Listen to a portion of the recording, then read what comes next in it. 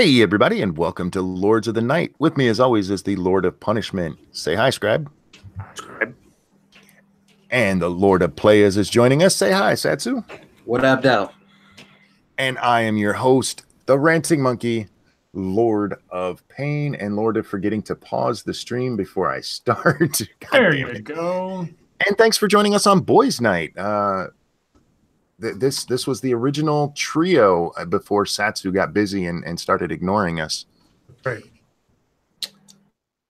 See what happened was. there's no excuse. How are you guys tonight? I'm good. I'm well. I'm doing okay. I have a story for you guys. Oh shit. Oh. As you get older, you'll notice you have to start trimming your eyebrows. Otherwise, you're going to look like, you'll look like a freak who doesn't take care of their eyebrows. As I get older, like now? Yeah. Okay. Well, you're about the right age for it to start. Yeah. So every so often I go through and I trim up my eyebrows because they'll start to get long and hang down into my eye, and it drives me nuts. So I went to trim them the other day, and I didn't realize I hadn't trimmed them yet with my new beard trimmer. Mm-hmm. My eyebrows are gone, dude. They are like, that's why you have to sort of work your way down from the big number down to the smaller number and find out where it is. Well, with my old one, it was the same. I would just right across, no big deal. Here's the great part. I did this 2 days ago. Yeah. I shaved my eyebrows off my face 2 days ago. Yeah. Nobody's noticed. Not even little butt? Not even little butt. God. This is absolutely true. My eyebrows are so, I guess, see-through that you can only really tell I have eyebrows if I have a sunburn on my face. So like right now, I look no different without my eyebrows, except for, it's not sticking into my eye. So like white privilege, your eyebrows are invisible. Indeed. Oh my God. And annoying. Yay! Just like white privilege. Yay! My dad burned off his eyebrows when he was younger. They never grew back. Well, that's a good thing. Isabel. Sorry, I put an A at the end there. Isabel. Women don't like it when you call them by the wrong name. Yeah, that tends to go true for a lot of people. Especially the ones you fucking. As I was about to say, especially in bed. It's like, oh, Cindy, but my name is Mary. Yeah, I know. That's my pet name for you. Is that the response you get from that? That's a little docile. Well, I've broken most of my women. I'm about to say, usually it's, excuse me? Well, Scribes women know not to talk back. Thank you, Terry Diamandis. Shave them off the monkey avatar and see if people notice that. Maybe I will. I thought about it, actually. Slightly expressionless monkey. Do we have anything to cover before we get into the news? Monkey Dick, Jim Jones, movies. Hit that like button if you haven't already, and many of you have not. And share our stuff if you like our stuff. If you don't like our stuff, if you don't even know who we are, just share it. There you go. Share. And hit that like button, y'all. 103 people watching, 19 likes. One of those is me. That makes me feel bad about myself. Aww. Help me feel better.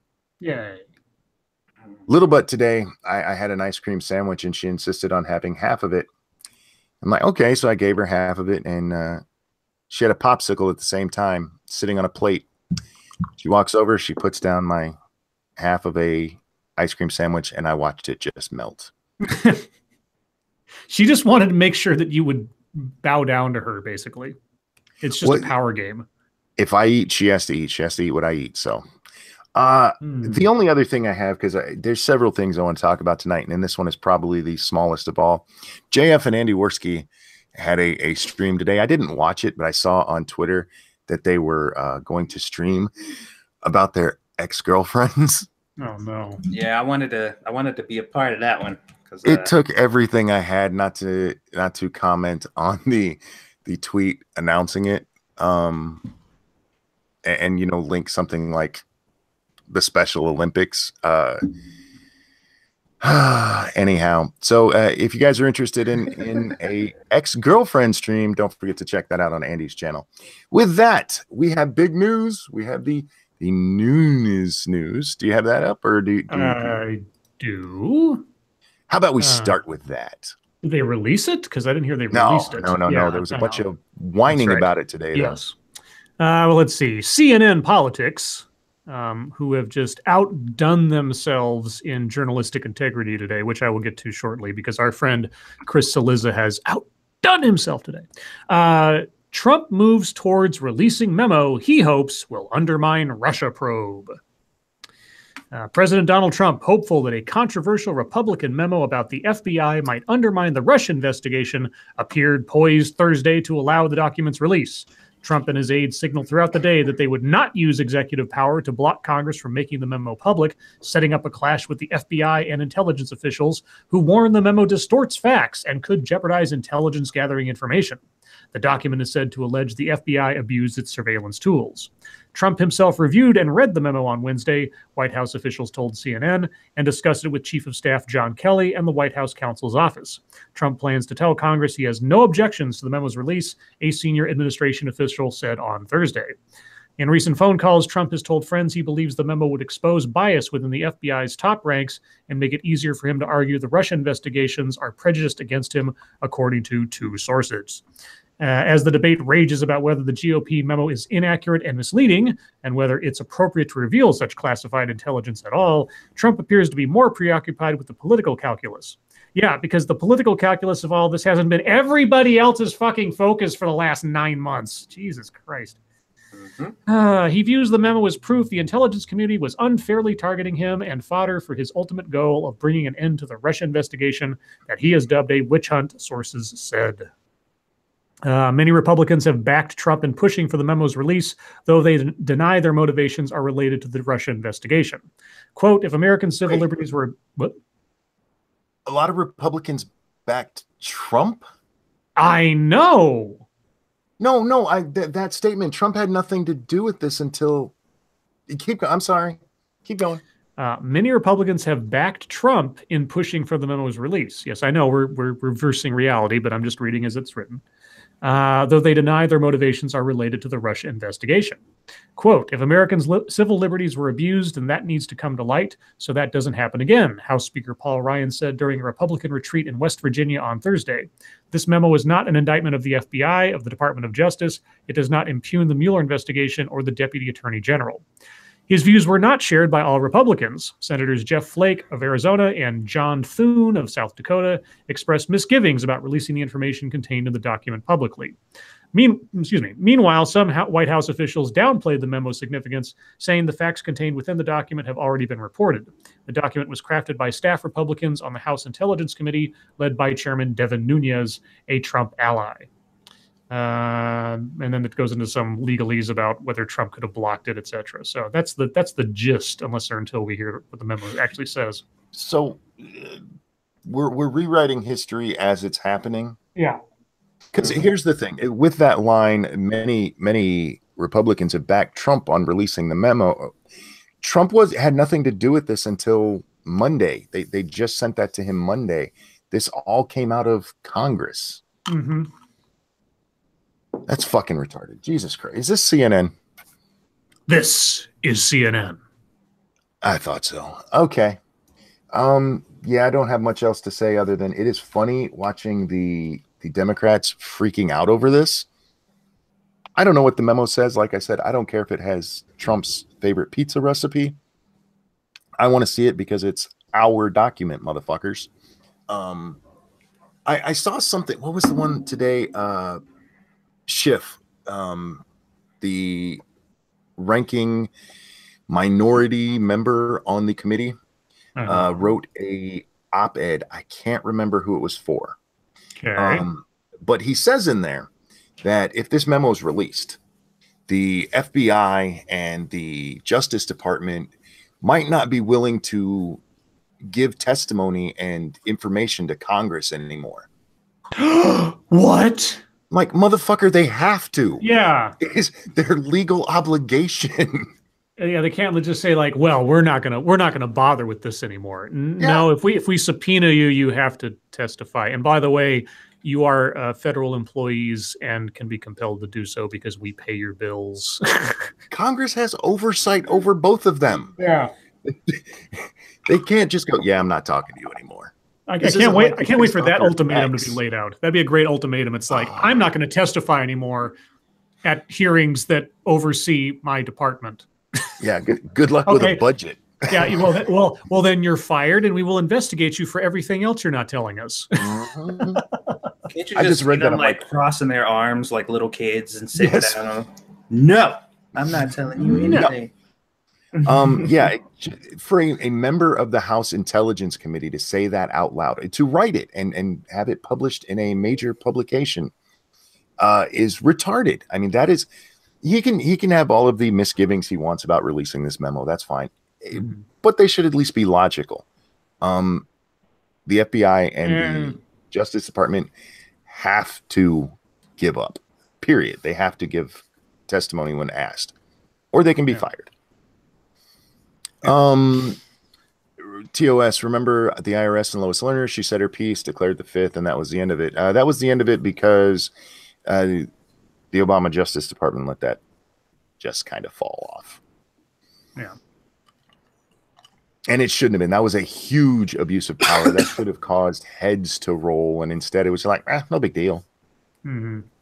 Using the fucking IRS as a political tool is despicable.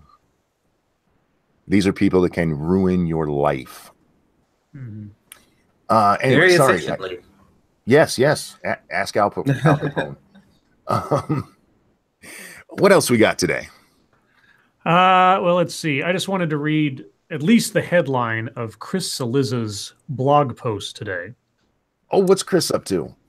All right. Real quick, Satsu, if you're not familiar, Chris Cillizza is our favorite editor over at CNN. Yeah, he's CNN's editor-at-large, and he is a peach of a BuzzFeed author working at CNN. Moron.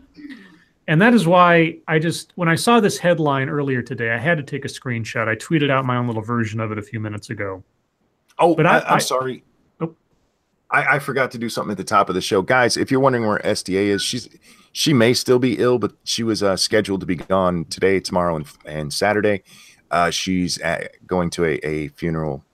They lost somebody in her family, so she will be back Monday. Sorry about that. I'm so sorry to interrupt you there, Scribe. I just saw it in the chat. Didn't want to forget. Go ahead. So here's the headline. Donald Trump lied about his State of the Union ratings. Why? And I say it like that because I'm going to spell this word for you as he has typed it into a headline on the front page of CNN, a supposed international journalistic endeavor. WHY question mark. I'm getting some background noise. Yeah, there's like a truck. Is that a truck backing up in Satsu's apartment? Is it? Probably. Yeah, so he just sort of held his finger down on the Y key, and this was a headline on CNN. And I just like, yep, there's no, I mean, I said it before the election. CNN will turn into BuzzFeed after this, and this is just one more. Damn if they didn't. One more brick in the wall. Real quick, thank you, Peter. Yeah. Thank you, Peter. Hashtag release the memo. Hashtag I'm not a Russian bot. Fuckface. There's not really anything to report here other than, I guess, as Trump is wont to do, because should we be surprised by this anymore? He overinflated the numbers on his thing, and now he's being called out on it. Like, I'm not saying it's a good thing, but I don't care. Wasn't it still like one of the most watched ones since 2010? So the quote was 45.6 million people watched, the highest number in history. Fox News beat every other network for the first time ever with 11.7 million people tuning in, delivered from the heart. Okay.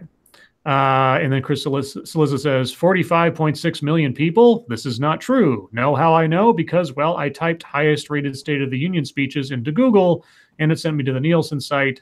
And, yeah. So, you know what? I'll stipulate to that. It's not true. I don't care. So he exaggerated. I don't care. It effectively means nothing. So, how many people watched on social media? I mean, if you're talking about the Nielsen ratings, does Nielsen track website traffic? Not as far as I know, no. I mean, do they count up like YouTube numbers or streaming video numbers? I mean, now I'd be curious to know where Trump's getting his information, I suppose. But if Chris Cillizza's only research point of interest is the Nielsen website, I Googled it. Oh my God, I'm an editor at CNN. Yeah, no, You're seriously. not far off, unfortunately. Yeah, no, I mean, 45.6 million people. I could imagine around the world streaming video, watching it. I could imagine that. Out of 300 million people in this country, and then you got Canada and every place else on the planet that wants to hear what Donald Trump's going to say. Yeah, I could believe it. If Trump lies to me and says we blew up things in Syria because the Syrians were attacking Alaska, that's a lie I care about. Yeah. Him exaggerating his numbers, I don't care. It don't matter at all. Like the thing is too, like, did you read the whole thing, Scribe? No, I'm just at the top, and I just like, I Googled Nielsen. Like, okay. Because I'm curious, like, as to what the conclusion they came to about this was, like, why this matters. Because I think they get to that point usually. Okay, well, I'll read a little bit more then. Let's see. He has so Chris Cillizza has 3 theories as to why Trump would lie. I think the only theory is ego. But anyway, moving on from that. Regardless of the why, he spends like 4 paragraphs talking about his theories why, but then he goes into regardless of the why. Okay. Regardless of the why, what we know is that this president is saying things that aren't true at a remarkably fast pace. According to stats kept by the Washington Post's fact checker, a completely unbiased source, of course, Trump said more than 2,000 things that were either totally false or broadly misleading before he had even spent a full year in office. Chris Cillizza, I wonder how many of your articles contain things that are totally false or broadly misleading, because I've read a few, and I'll tell you. Trump's prevaricating isn't a glitch, it's a feature. He makes false statements compulsively and shows zero willingness to adjust those statements if and when he is proven wrong. Blah, blah, blah, blah. Okay, so what do we... okay, it's easy to make fun of Trump for not telling the truth about something so easily checkable as the ratings for his State of the Union speech. Easily checkable? Okay, Chris. It's basically why Twitter was invented. Wait, what? What? I'm going to read that again because I'm not quite sure I got that. It's easy to make fun of Trump for not telling the truth about something so easily checkable as the ratings for his State of the Union speech. It's basically why Twitter was invented. No. So I'm guessing they're saying that Twitter is the optimal way to do that? Twitter was invented so Donald Trump could check his ratings. And I am as guilty as anyone of being glib about his little white lies. That's racist. But someone who lies about the little things, things that are easily proven wrong, will also lie about big things. Things that impact the country now and in the future. When the person is doing the lying and lying and lying and lying, he is also the president of the United States. We have a very big problem on our hands, and it's no laughing matter. Sorry, Chris, you're hilarious. Lying about little things does not mean you're going to lie about major things. Bragging a little bit is not the same as giving a false reason for why we blew up Syria. Chris, tell us how many times Obama misled us. Tell us how many times CNN has done it. Yeah, or tell us how many times people in general, especially politicians, do it. And besides which, this is Donald Trump. He's a game show host, for fuck's sake. Yeah. I mean, this doesn't excuse his behavior, but at the same time, it doesn't make it somehow surprising that he acts this way. He is a self-promoter. It's what he has done. It's his entire career. It's not the basis of you guys. Yeah. But this sounds like jealousy to me. Chris Cillizza's jealous of Donald Trump. Well, hey, I bet. Yeah, they're just like, how the fuck does he get away with lying and saying shit that ain't true, and people still like him, but everyone hates us and we lie? I bet Chris Cillizza's jealous he didn't get to sleep with Stormy Daniels. Yeah, they just don't. I know I am. Jesus. But not really, but anyway. Okay, now this one I should have probably led the show with because it is the most serious thing that happened today and something that's not really funny. We had another school shooting today. Oh, damn. But there is one aspect to this that is unique, and I'll get to that shortly. The headline... Sorry, go ahead. Thank you, Johnny Hellcat. Before we get into this, I'll get this out of the way. Scribes, they're fucking priceless. Thank you for the donation. Yeah. This is the 3rd shooting at a middle school or high school so far in 2018. That's not good. Okay, this is CNN's recitation of things. There's been at least 3 school shootings at middle and high schools so far this year, and it's only February 1st. A 15-year-old boy was shot in the head and a 15-year-old girl shot in the wrist at Sal Castro Middle School in Los Angeles on Thursday, according to Los Angeles Fire Captain Eric Scott. 2 other students were grazed by bullets. A 12-year-old girl was in custody, authorities said. Damn. Yeah, this is the oddball of it. It's not often you have a school shooting that involves or is perpetrated by a girl. So this is interesting in that aspect. In the first month of 2018, there were 2 other shootings. Yeah, we already know about that. Any other information on this one?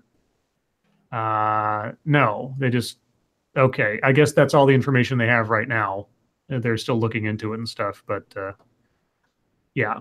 So they haven't named the girl. Obviously, she's a minor. I'm very curious to know how she will be prosecuted, given her age.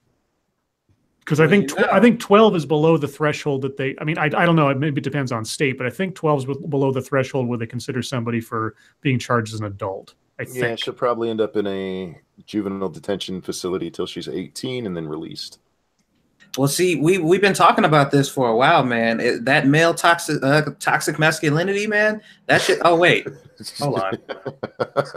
Jesus. Hold on a second. Yeah. Not much else to say, but that was just kind of an anomaly. Let's go. It is actually insane. Like that is probably the one talking point that I agree with when like leftist idiots are being leftist idiots, and they're just like, these fucking school shootings are ridiculous. And I'm like, okay, yes, you are correct there. I agree with you, crazy leftist. Thank you, Gregory Hurst. CNN, we Googled it. Yeah, I went to Nielsen. Apparently, they couldn't depend on the Washington Post for that part. I brought this up the other day because we talked about the Nielsen ratings, and I am curious, does Nielsen track internet activity? I assume not. Last I knew they didn't, but it's been a while since I checked. So if he's just talking about network television, well, I'm sorry, Chris, but CNN, you guys understand there's something larger out there than network television now, right? I mean, you talk about Twitter, and yet you don't reference social media for watching the video. I'd be curious to know if Trump's numbers are anywhere near accurate. I'd be curious to know where he's getting his information, because I could believe it. Because if a music video or Logan Paul's suicide video can get like 10 million views in a day, I can imagine Donald Trump's first State of the Union getting 45 million views in a day. So. Yeah, because people who aren't even really invested in it just wanted to see the shit show that was going to come out. And wherever there's a shit show, there are people to watch said shit show. And don't forget all the people hate watching. And or people in other countries. Does Nielsen track the UK numbers or the numbers in Mexico or Canada? I mean, what? Anyway. Yeah. Chris Saliza. The last thing, because we're talking about it before the stream, let's talk about Black Panther. Oh man, I have an early viewing reaction from Black Panther. Apparently, Black Panther. Real quick, thank you, Brandon Braxton. Thank you for the donation. I appreciate it. There's a lot of noise coming off of Satsu's end of things. Is it? Oh, there was a minute ago. It kind of comes in and out, like it'll just overwhelm the sound for a minute, then it'll go away. It's kind of weird. Okay. I wonder if it's this fucking chair. Does the chair have a motor? Oh, no. Then there's probably cars in the parking lot. I got on headphones right now, so I can't hear shit in my house. I can get robbed right now, and I wouldn't hear it. Hey, everybody listening. Find Satsu's house. Okay. Black Panther first reactions. It's astonishing, iconic, and will save blockbusters. It's the second coming, guys. Okay, Black Panther is finally upon us. Oh, Jesus. The first superhero movie in years to star a black lead character, with Chadwick Boseman playing an African king and director Ryan Coogler at the helm, had its world premiere on Monday night in Hollywood. After the credits ran, social media's cup runneth over, with early reaction praising the Marvel film for celebrating Black excellence at a level never seen before in the genre, and predicting Black Panther will render audiences speechless. Yeah, because Rhodey sucked, and so did Falcon, I guess. I don't know. Jill Scott didn't mince words, saying Black Panther surpassed Star Wars. Now, if you're talking about Last Jedi as far as quality, I could believe it. If you're talking about A New Hope, fuck you. I think the most frustrating thing about this is going to be, I'm going to listen to a bunch of people say, "Oh man, that shit was so amazing." Why? Because all the black faces. And I'm just like, but was it good though? Like, but Satsu, you enjoy the movie at all? They're like, there was a bunch of niggas in it. I don't care if the movie was good. Just like, oh my god. Real quick, thank you, Three-Sided Coin. No, I take that back. Fuck you, Three-Sided Coin, for the donation. Making me read that. That's fucked up. No, that's fucked up. Wow. That was like adception right there. USA Today's Ben Truitt called Black Panther, quote, simply awesome and a top 5 all-time Marvel movie easy. You know what? I could believe that's possible. I mean, my top 2 are Iron Man and Winter Soldier. There are other ones I could put in the 3rd place spot, but sure, I'm open to the possibility. It's great. Yeah. Here's the quote that I love. Quote, the representation of Black women in Black Panther made me feel seen, tweeted film critic Rebecca Theodore Vachon. Seen in a way other superhero movies have not done well. Nobody saw you, bitch. Yeah, you were in the movie? Nobody saw you. Unless you were trying to amalgamate all Black women into a hive mind. Like, there's one, therefore she represents all. That's great. So Maxine Waters is your gal, I guess. In the now, I don't. Real quick, let me get these super chats. Thank you, Cryptic. Non-CNN source. News is that there was an accidental discharge due to playing with what believed to be a fake gun brought to school. Oh, that sucks. Oh, if that's the case, shit. Whew. And Gregory Hurst, thank you. Best Black superhero movie? Hello, Catwoman. Yeah, they're not talking about Catwoman, are they?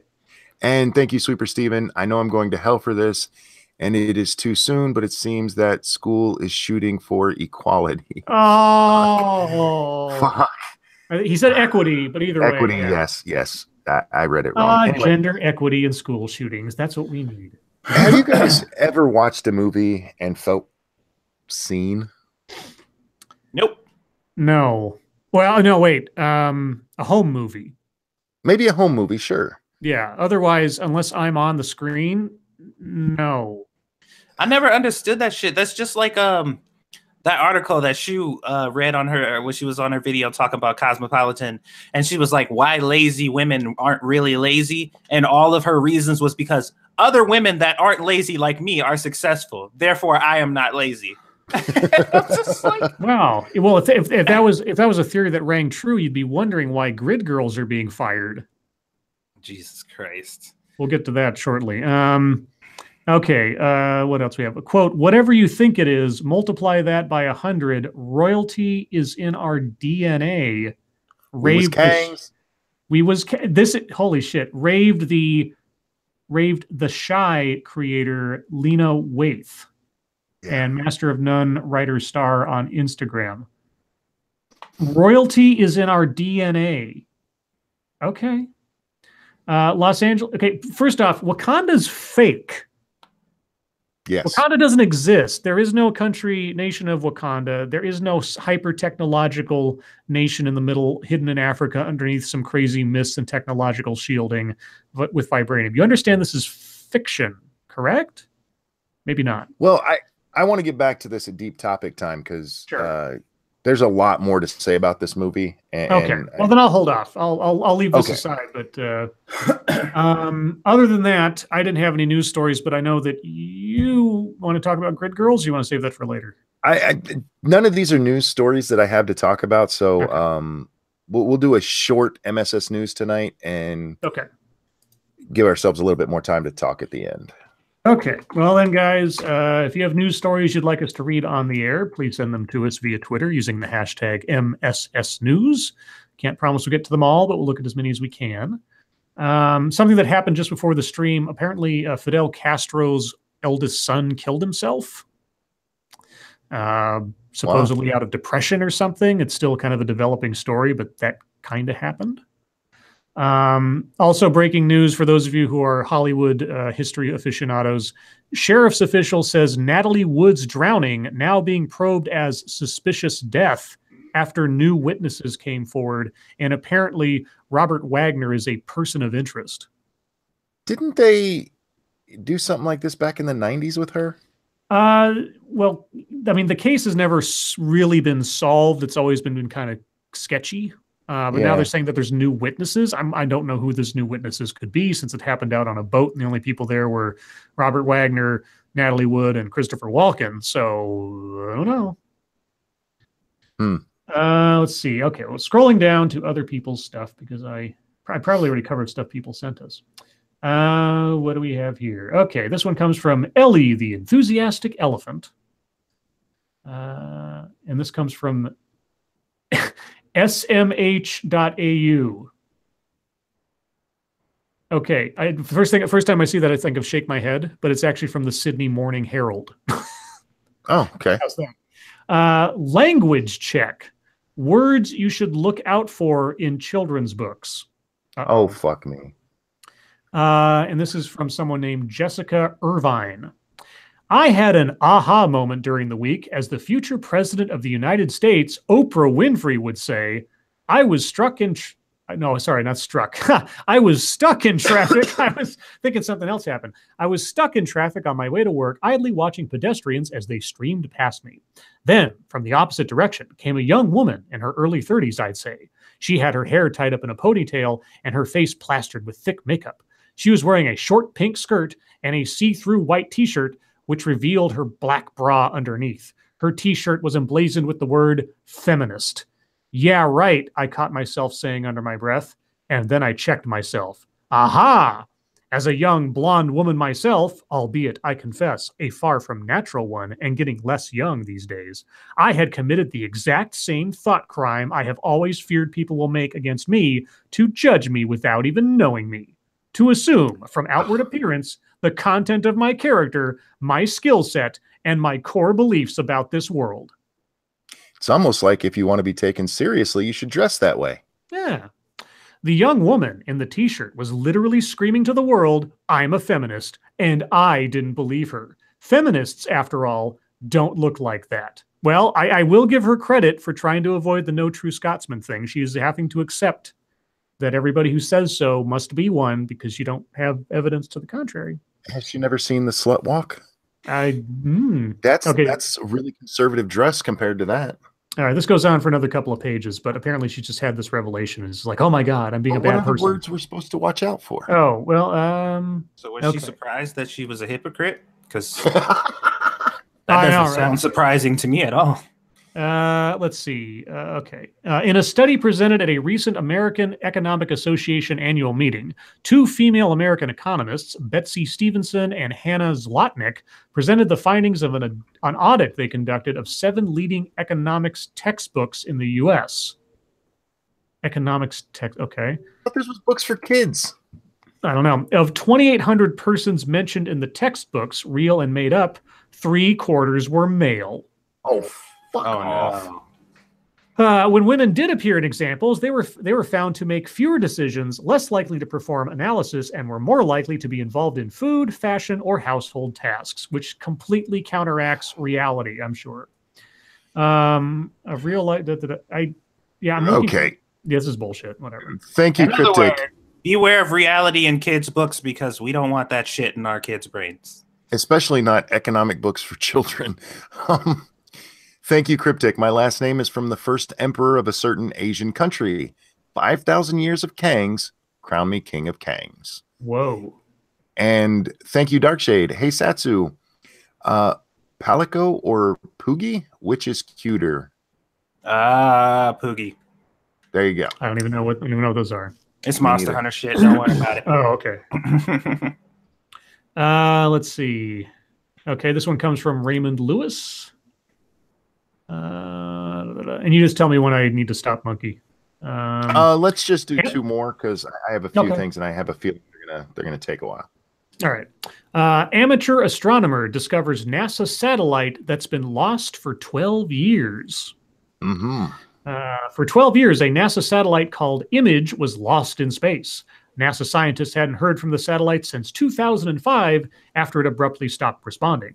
But earlier this month, an amateur astronomer happened to be searching for traces of the secretive Zuma mission launched by SpaceX when he stumbled onto something entirely different, signals from a satellite that was not accounted for.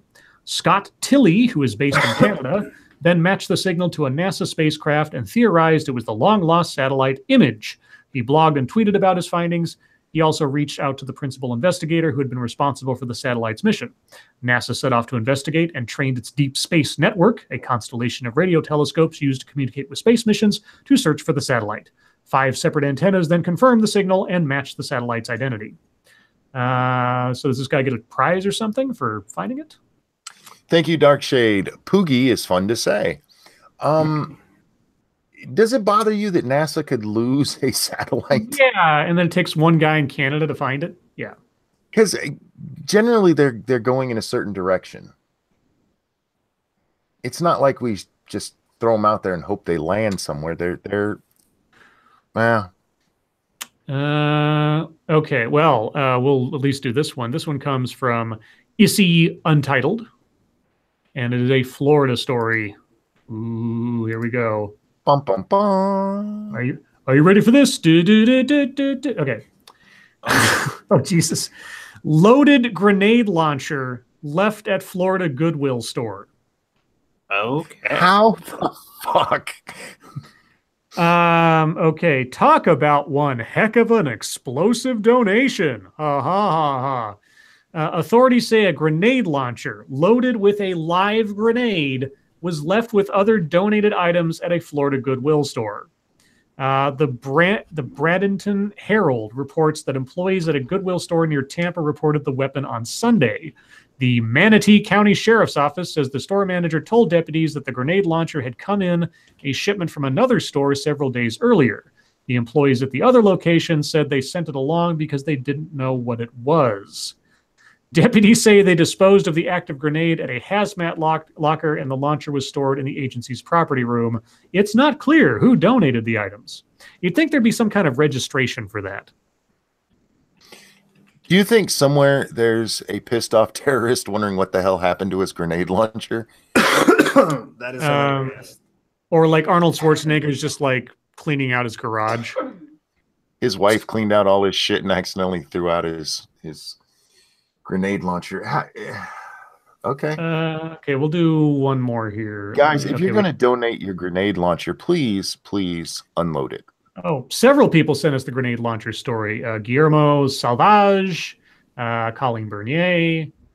Okay, let's find a good one here for our last one. I wonder how much they would have charged for that. For a grenade launcher? I don't know. Shit. Yeah. They would have charged shit. All right. Hey, where the fuck is my grenade launcher? Yeah. All right. Robert Wagner. Oh, here we go. Oh, we'll end on this since this is almost on point with the Black Panther stuff. High school is first in nation to raise Black Lives Matter flag. Oh, fuck off. Montpelier High School in Vermont is the first high school in the country to raise the Black Lives Matter flag. It will fly for the entire month of February to honor Black History Month. That's the story, as much as it is. And there's a video of it flying that looks a little bit like He Will Not Divide Us. But honor Black History Month, they're going to raise a flag that shits all over the civil rights movement. Yeah. Badmouths Martin Luther King. And All right. Let's see. That was pretty short. Let's see if I can find one. Let's squeeze one more into this. Let's see. We talked about Fidel Castro's son committed suicide. I read somewhere that it's either Oregon or Washington, State. Some senator wants to make the state symbol Bigfoot, and I'm all for it. I agree. I'm all for it. Wow. Thank you, Cryptic. I bet it was an M203. I have no idea. And Gregory Hirsch, thank you. Where's a grenade launcher when you need one or when you need it? In Florida. Okay. Now I don't know if this is true. Okay, so before I say anything else, because I've heard several things like this before, BuzzFeed is reporting this exclusively, like in the last hour. Uh-oh. So now it may or may not be true, guys. I'm going to read it as it's written. Stan Lee has been rushed to the hospital. Okay, so this is from TMZ, so take that for what it's worth. There's an update as of 6:11 p.m. Pacific time. A spokesperson for Stan Lee said he is doing well and feeling good. He is staying there for a few days for some checkups as a safety precaution. But earlier this evening, he was rushed to the hospital after feeling ill. He was taken to Cedars-Sinai Wednesday night after suffering shortness of breath and an irregular heartbeat. The 95-year-old has canceled 2 major convention appearances last year for an illness. Blah, blah, blah. Okay, so he apparently is in the hospital. He apparently is he's stable.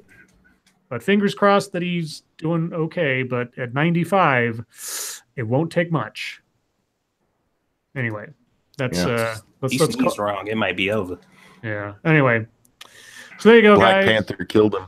Yeah, the excitement for Black Panther was just too much for Stanley's heart to take. Satsu, what you working on, bud? You caught me off guard. Holy shit. Well, I was kind of thinking about talking about the Black Panther thing. And I was also going to talk about shit. What were you guys talking like when I first joined the chat before we started the stream? Grid Girls? Grid Girls? Yeah. Those are the 2 things that were on my radar. Other than that, today I did a video on what the fuck did Monster Hunter. Somebody wrote an article that Monster Hunter is a really amazing and fun game and they enjoy it, but they can't help but feel bad because they're killing innocent animals for no reason. Oh, and they went on for quite some time about how it just sucks and it's bad, and and they know it's a game and they know it's not real, but they just feel like they should speak out against it and maybe it'll start a dialogue about how we treat real animals and shit. And I was just like, I am playing Empyrean right now, and I have repeatedly walked up to Triceratops and blasted them in the face with a shotgun. Felt no remorse. I just wanted the meat. Find a corner, go sit in it. You'll be all right. How do you feel bad about killing things in a video game? You're killing that don't pixels. Exist. They're not even real. You know what? You can restart the game and they'll be back. Oh my God. I mean, basically he was saying because here's the thing, this is not the first time it's been brought up. I've been playing Monster Hunter for a very, very long time. And people had brought it up before and they were talking to Capcom about it. And Capcom said specifically, when you do missions in the game, people give you requests and they say, I want you to go out and do this. But the nature of the game requires you to do that mission 10 times. But according to the game's lore, when you complete that mission, you have only done it once, according to the game. You know what I mean? So even if you have to go back and you want to keep redoing that mission, based on the game's lore, you've only done it once. And that was due to somebody's request. So if you think about it as killing monsters senselessly, repeatedly, that's not necessarily true based on the game's lore. But it necessitates that you do that in order to make more armor and shit. So to grind. Yeah. Gotcha. Yeah. But he said lore-wise, that's not actually happening. Once you meet somebody's request and that quest is done, it's done.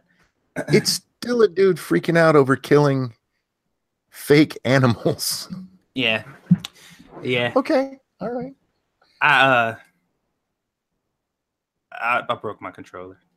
Uh-oh. Just fuck, man. Fucking stupid people. Scribbles, what you working on? I'm looking at a couple of things right now. There's a TED Talk where a lady is trying to describe something she calls the diversity deficit, I think it's called. Or diversity debt. I'm not quite sure. It's very, I'm not, like I said, I'm still kind of just starting it, so I'm I was intrigued by the first couple of minutes, so I'll see what happens. I'm also looking at a couple of videos from something called Now This News. They put out something called the what was it called here? The State of the Resistance: Celebrities and Activists Respond to the President's State of the Union speech. And it's already kind of caught my eye. I've already scripted some of it. I'm debating about doing it's a 40-minute long video, and I really don't want to go through every. I mean, you got like Patton Oswalt and a whole bunch of other people appearing on there, supposedly speaking, quote unquote, for the people. And I'm like, well, the Democrats did that already, and so did the Republicans. But anyway, and then there's another one from them they just put out today in direct response, because that one seemed to be made before the speech actually took place, because they weren't talking about what he said, they were just talking about stuff. And then there's this other one that's a direct response to the State of the Union address, and the lady says something to the effect, and I am paraphrasing. She said the president made immigration the centerpiece of his speech in a lot of places, being the only policy he gave any details on, which I was like, what about infrastructure and everything else? But she said he also started the speech by talking about several mass shootings that occurred in the country in the last year, none of them committed by immigrants. I'm like, what's that got to do with anything? Anyway, so it's just a couple of things I'm looking at. I'm not sure if I'll do videos on them or not, but I've already done some work on one, so we'll see. And otherwise, I've already done an ad request for Friday from Reject. I will read that ad tomorrow night during YouTube time. And okay, that's it. Thank you, Darkshade. Humans killing giant T-Rex like monsters, evil. But giant T-Rex killing humans, natural and good? Yeah. Mm-hmm. We're not allowed to kill animals. Blasphemous. Especially not in a video game. I am probably going to make my next video on Black Panther, just because this one's really starting to annoy me.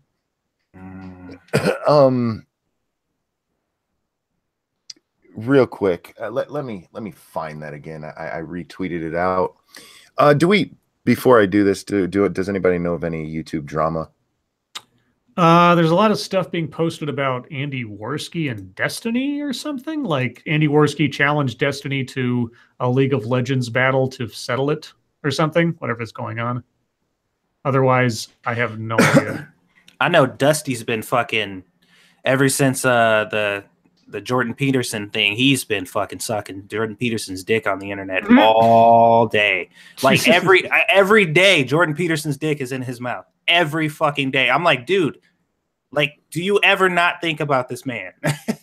Man, is he that'd be one kind of movement show. Yeah, every fucking day he's talking about how Jordan Peterson is stupid, how like nobody should listen to anything he says. He's putting up quotes from him and all types of stuff. And I'm just like, God damn, dude. Like, and last week it was like whenever he focuses on something, he focuses on it. Like, and he talks exclusively about it for like a whole week. And damn, what was it last week? I can't remember what it was, but I done got blocked out by this Jordan Peterson shit. But dude, go look at his feed, man. It is ridiculous how many posts he put up about him, like every hour. It's actually pretty hilarious. I might have to take a look at that. Because that might be something to touch on too. Because there's things I disagree with Jordan Peterson on, but not a whole bunch. So yeah, I'll be interested to see. So let's get back into Black Panther here. Your boy Pat earlier today tweeted this out. He's not the one who wrote it. It's a picture of somebody else's tweet. The girl's name is It's Shirley BIH. And this is what Shirley thinks about Black Panthers. It says, "Dear white people, just a friendly reminder as the anticipation builds for hashtag Black Panther. Number 1, this is for the culture.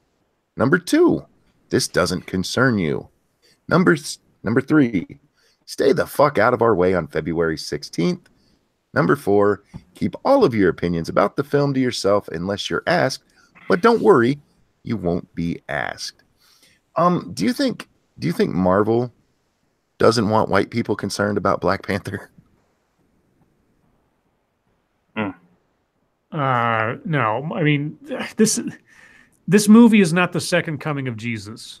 But you would think that's what this is by all the hype going up and everything else. I have a feeling it's going to be a decent Marvel movie because Marvel has yet to put out a movie I didn't like, not necessarily loved, but didn't like. Um, from the previews and everything else, it looks like it's a lot of Flash. I don't know if it's going to be a whole lot of content because there's a lot going on. But I don't know. Where did Ryan Coogler direct before this? I'm not familiar. I know he did something that was a big deal, but I can't remember what it was. I have never seen this much hype for a minor character. And let's be honest, Black Panther is a minor character. Well, I mean, no, that doesn't bother me so much because Guardians of the Galaxies were like D-level characters. Iron Man was technically a minor character. No, that's fine. But when Guardians of the Galaxy came out, it wasn't super hyped. I didn't hear anybody talking about how, on February 16th, stay out of our way. Okay, he did Creed and Fruitvale Station. I didn't see Creed. Creed was pretty good. It was really good. I heard Creed was pretty good. Yeah. Well, Creed is basically the retelling of the original Rocky. Yeah. So it's very much Force Awakens in that regard. But it was done well enough that you don't mind it. Mm-hmm. You got a super chat. Thank you, Darkshade. Didn't white people invent and write the majority of lore for Black Panther? So why no cultural appropriation? I don't know. Yeah. Because that chick needed to be seen on the screen. I don't know.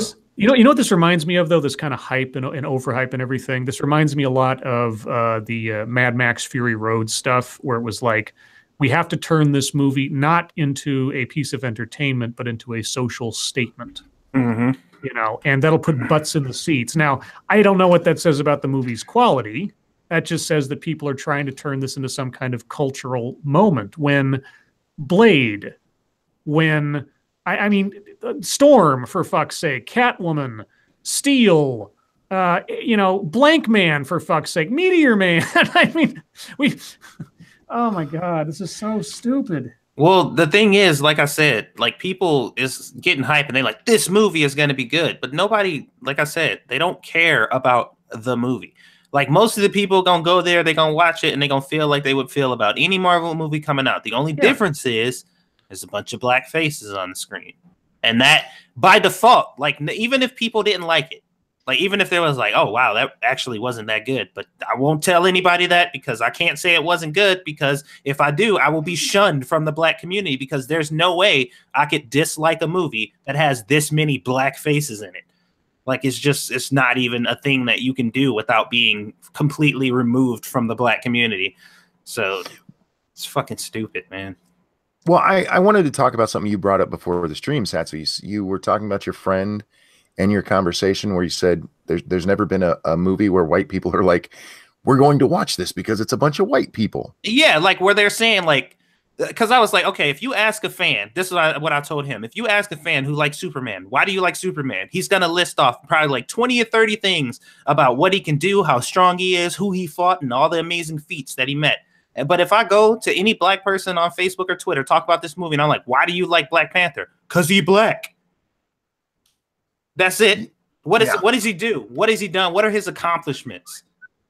They have no fucking idea because they don't care. And this is why, like when we were talking about before, and they were talking about Marvel was shutting down their diversity department or whatever. I'm like, the reason that black superheroes do not last is because the people who freak out and require them to be made do not fucking support them. That dude who you asked about Superman, he's got posters, fucking comics and clothes and all types of shit that he done bought to support it. You just want it to exist. And then you be like, okay, white people, enjoy. You're welcome. And I'm like, that's not doing shit for them. Thank you, Darkshade. Hashtag arm fall off boy movie now. Real DC character. Why does that not surprise me? Yeah. And your point there about Superman, I imagine that if you asked a black Superman fan the same thing, it wouldn't have anything to do with him being white. Right. Or their dislike for them, like, or if they did dislike some things about Superman, chances are if they're a real fan of Superman, it would be some legitimate criticisms. Like they wouldn't be like, oh, Superman's amazing. He's super cool. Too bad he's white. Like, no, that wouldn't even be a fucking like a part of that conversation. So it just irks me because I know, like I don't know for a fact, but based on past evidence and what I've seen Marvel put out, this movie is going to be the shit, and I'm pumped to see it. But I'm really, really fucking. I'm just like, I feel dirty going to see it now because I'm just like, well, you know, God forbid you judge a movie on the content of the character and not the color of the skin. Especially a comic book movie. Like I say, I doubt Marvel will disappoint. I mean, at worst, it will be a flashy movie and have the sort of overall, you know, story impact of Ant-Man. You know, because Ant-Man thus far is Marvel's weakest movie, in my opinion. But it's not a bad movie. It's entertaining. It's got a lot of stuff going on. If you don't think about it too hard, it's fine. It's a comic book movie. It's fine. But you know, that is about as bad as I could imagine Black Panther doing. I imagine it's going to be somewhere in the neighborhood of, I'm going to guess like the first Captain America movie. You know, it's going to be entertaining. It's going to be decent. It's probably not going to be over the top, really great. And there'll be some cheese in there too. But you know, it won't be awful. And that's, what else could you ask for? Beyond that, I don't care what the people look like. I mean, they could be, you know, it doesn't fucking matter. They could be aliens. They could be green, for fuck's sake, as long as it's a good movie. I don't give a shit. Well, thank you, Darkshade. Dreams of a Jon Stewart Green Lantern movie. Oh, that'd be good. Huh. Well, okay, it could be good. I mean, it could suck. I mean, you take a Ryan Reynolds Green Lantern movie, it sucked ass. You take a Ryan Reynolds Deadpool movie, it was great. It all depends on how it's done. Thank you, Gregory Hurst. How long before Dems accused Trump of calling Wakanda a shithole? By the way, Black Panther was created by white guys. Stop appropriating our culture, blacks. And Cryptic, thank you. Superman is my dude. Never wish his eyes were slanted because heat vision would just be a strip of light. Jesus. Oh God. Anyway. Cryptic, I love you. It's annoying, man. It's really annoying just watching this shit unfold, especially for something that I'm excited about. Yeah, that's what it is for me, because I like Marvel movies. I do. And other than Spider-Man, which I still think is shit, I've enjoyed pretty much all of them since Iron Man. And I don't want this to be a political movie, which I don't know that this is in any way political other than people talking about it. Exactly, because when we go and see it, like we've seen the past, you know, Marvel movies or whatever, I guarantee there's probably going to be very minimal talk about the fact that all the people in this movie are black. Like it's not going to be mentioned. Like nobody's going to talk about it. There's not going to be like, yeah, black excellence and shit. It's literally just going to be a Marvel movie with a bunch of black people in it. That's it. But everybody's acting like it was politically made for that reason. Like that's the reason that they made it, was specifically for black people, so we can have something. And I'm like, no. This movie is either going to be good or it's going to suck. And it's not going to have anything to do with the color of the cast or the director. It's just not. It's going to be the writing and the acting involved. There are a whole lot of really bad white actors. Just throwing that out there. And if you don't believe me, watch the latest Ghostbuster movie. Well, do you imagine? And I mean, I'm sure it will. I mean, this is probably a foregone conclusion. Any criticism of it will obviously be racist. Oh, of course, because just like now, the only reason this movie is being anticipated to be good by the black community is the fact that there are black people in it. If anybody says that it's wrong, the only reason that it could be bad is because black people are in it. Now, let me throw another angle at you. When Luke Cage came out, there was an article, and I even did a video on it, about how white people were racist for liking it. What? Yeah. Okay, how does that logic work? Well, because there's the guilt factor, or they're going to be emulating. Yeah, there's all kinds of ways that this is going to be racist no matter what. Period. Yeah, Luke Cage was in relative terms, was the second best so far Netflix Marvel series next to Daredevil. Luke Cage. Yeah, I mean, awesome. well, Luke Cage was great up until they got rid of Cottonmouth and moved on to What's His Butt, because Cottonmouth is great. That was like a character with an arc and a personality and conflict. I thought, man, and then they killed him off. Like, why? I don't give a shit about Diamondback. Diamondback's stupid in his power suit at the end. That's kind of where the show went off a little on the rails for me after they killed off Cottonmouth. But yeah, next to Daredevil season 1, Luke Cage was this next best thing. Scribe Light, is there a token white guy in Black Panther? Yeah, well, there's Everett Ross, who is played by Martin, what's his name, from Sherlock Holmes. And then you've got the bad guy, who's Ulysses Claw, who is played by Andy Serkis. So you've got at least 2 white people in that whole movie. You know where I'm going to have problems with this movie? It's going to be the same problems I had with the Thor franchise. I don't care about other countries and other places. Oh, like mythical Asgard and such? Yeah, those don't appeal to me. I like... I'm an American. Keep it in America. That's how, and I know it's what I want to see because it's things that I care about. I don't care about high fantasy. I'm not quite that nationalistic. Like, as long as it's cool, I don't care. Canada, it could be Mexico, somewhere that I don't like futuristic looking crap like that. So you didn't like Guardians of the Galaxy? Well, see, that didn't look all that futuristic. It looked more run down. It was more... Well, it was a used universe like Star Wars. Yeah, exactly. Thank you, Darkshade. David Tennant's best part of Jessica Jones. Yes, but only because it's David Tennant. That character was about as thin as a piece of single sheet paper, and that show all around stunk. But SDA and I did a stream on that whole thing a while back, so you can go watch that.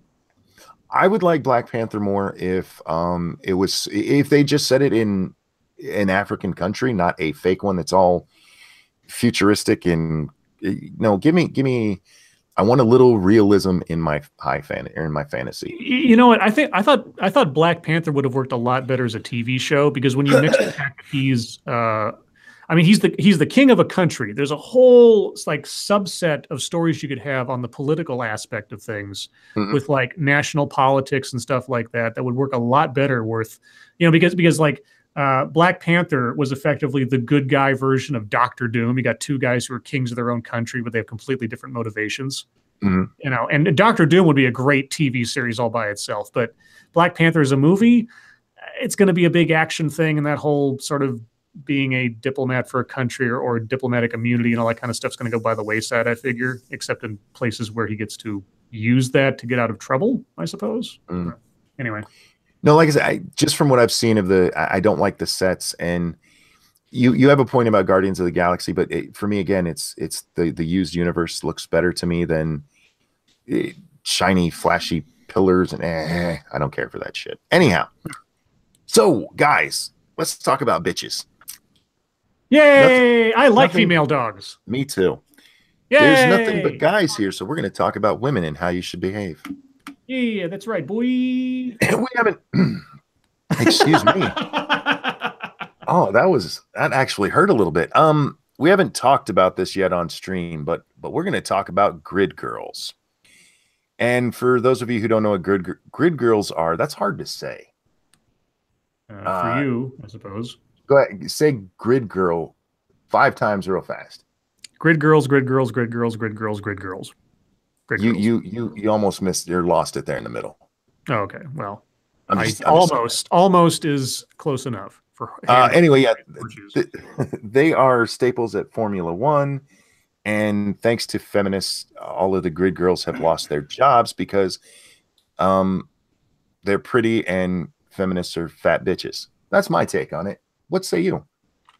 Well, Satsu had it pretty much nailed shut when we started. So yeah, you did. Satsu. Bunch of ugly bitches are mad that attractive bitches are getting money for being attractive. They not a fan of that. So for the sake of all women, they are relieving them of their oppressive positions, and making the world a better place, one successful attractive bitch at a time. Well, this headline, and I'll read a little bit from this story that kind of sums up the stupidity of it all. Sure. This is a BBC sports story from someone named Susie Wolf, who is a former F1 test driver. And she says, "Grid girls did not offend me, but F1 ban is a step in the right direction." What? All right, hold on. This is amazing. I love this cognitive dissonance here. What? In my position as a female within motorsport for over 25 years, the use of grid girls wasn't something that offended me.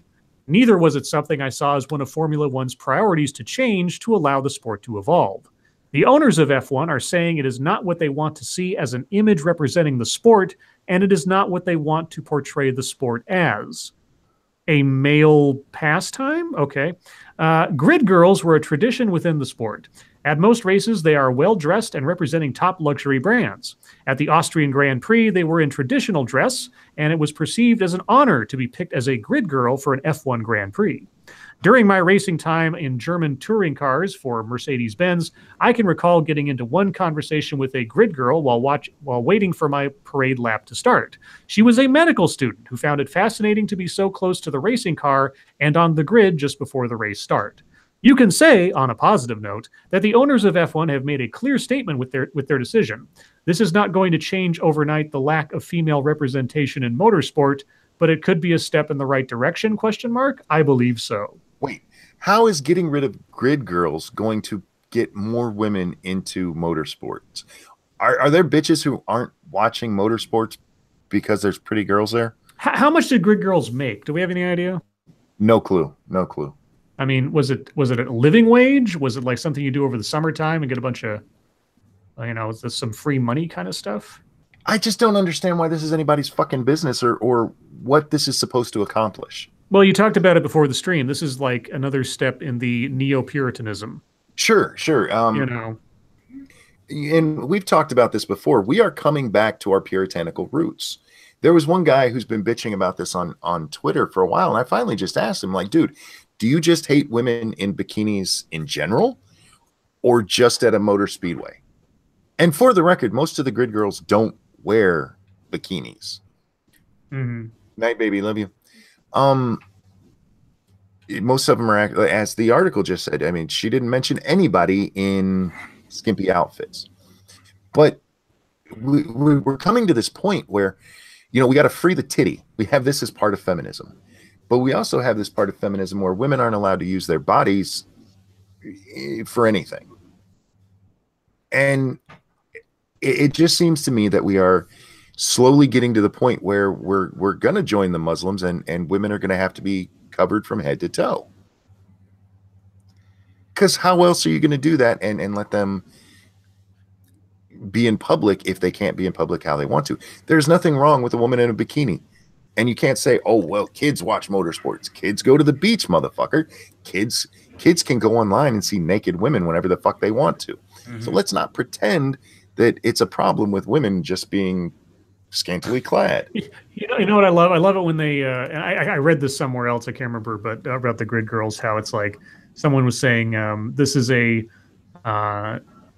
something to the effect of this strikes a blow against unrealistic body standards. And I'm like, they are real women. Yes, they are real women with those bodies. They made those bodies happen because they are real. That's not unrealistic. It's because you aren't willing to get off the couch and to eat a salad, for fuck's sake. It's like, and it's attainable. It's not fantasy. Faith, I was just getting to that point. They only want to free the fat, nasty, unwashed titties, though. That or unwanted titties. Unwashed. You know what? Yeah. If instead of doing that, instead of like using these little petite sexy models or whatever, instead they decided bring in the fat nasty bitches, put them in bikinis, and see how the feminists react. It would have been the most amazing thing they would have ever done. Mm-hmm. Taking a step in the right direction. This is revolutionary for body positive movement, and just like it would have been cool because fat ugly bitches being naked. Oh hell yeah, feminists are all for that. Attractive women? No, absolutely not. Just like, come on, man. Yeah, this is just, I don't care about Formula One. I really don't. I don't care about grid girls. I just find the story fascinating in the puritanical sense there that we're seeing from so many male feminists who are out there clapping like they've never looked at a titty before. And the feminists who are like, this is a great thing for women. We've made them irrelevant in the sport. Good job. I don't even watch Formula One unless there's like a crash, and then I watch that video because someone's posted it. I've never paid attention to racing. I know some people love it. I'm not one of those guys. Maybe Bloodwing is like a big fan because he's I don't get racing. My father-in-law loves it. He's actually gone to Indy a few times, and no, I'm good. I like curling because you get women like yipping and screaming at each other on the ice while they're using brushes and things to like get the rocks down. Oh God, curling's awesome. You just like curling because the woman has a broom in her hand. Well, but I mean, but you know, you got one woman giving the commands and their yipping sounds. Like yep, nope, nope, and then the other one's like brushing really fast with their little brushes and everything, and it's like a team effort. And you got these little women like wiggling around on the ice as they're trying to get this rock from one end to the other. Oh, it's great, wonderful. Go ahead. I'm immediately suspicious of the dudes that are like praising this shit because I swear to God, they're sitting at home on their computers, like hell yeah, finally they did this shit. You hear that, lady? I got tied up in the basement. Victory for feminism. She's just like, help. He's like, shut up, bitch. Yeah, what do guys that are cheering this on? What are they getting out of it? I mean, they're cheering on. They're woke, son. The forced unemployment of women who did nothing wrong, who were not prostitutes or something, who were doing no one any harm, who are effectively entertainers in a nationally beloved sport in a lot of places. Not me personally, but whatever. And now it's like, yay, they don't have jobs anymore. Yay, female choice. Well, I know the exact answer to that question. It's because those women in particular are the exact women that wouldn't fuck them. So they're like, fuck those bitches. I don't care if they lose their job. You know, I fight for women that'll actually fuck me, not women. Wait, I know what it is. Now that they're unemployed, they'll need me. Gregory Hurst. Thank you, Gregory Hurst. Of course, SJWs are mad. It involves race and sex. I see what you did there. I see what you did. Nice. Yeah, it's amazing to watch the reaction to this because these people who are cheering it on. There was that guy that I argued with. I'm sorry, I don't remember his name. I'd seen an earlier tweet from him where he was cheering this. You know, it's a great thing that this happened. And somebody goes, "You're cheering women losing jobs." And his very next tweet, his reaction to that was, "I don't cheer women losing their jobs." Like, motherfucker, you just did it. You literally, that's what you're doing. You're absolutely celebrating women losing their jobs. Yeah, it's not like there was a scandal or something. It's not like something happened that like necessitated it. Like there's so much sexual harassment of these women, we need to fire the women or something. No, it just people decided that it was too controversial and that somehow the women were being taken advantage of. They're being paid. Well, not just that. It is a choice they are making. None of them are forced. Right. And these now aren't human slaves. And now they don't have a choice. They had that choice taken away from them because people's moral righteousness over the bodies of women who aren't them. Anyway. This kind of leads me into my final point, and it's another tweet that I saw today. And I'm curious of your guys' reaction to this. One person was talking about how they used to be sexually promiscuous. It was a woman, and they're not like that anymore because they found it to be empty. And somebody responded back, "Well, that's just your experience. To me, I find it empowering." Mm-hmm. And I'm wondering what again, since we don't have women's here, we're going to talk about how they should think. Do you think it's possible that women could feel either empowered or shitty running around being slutty?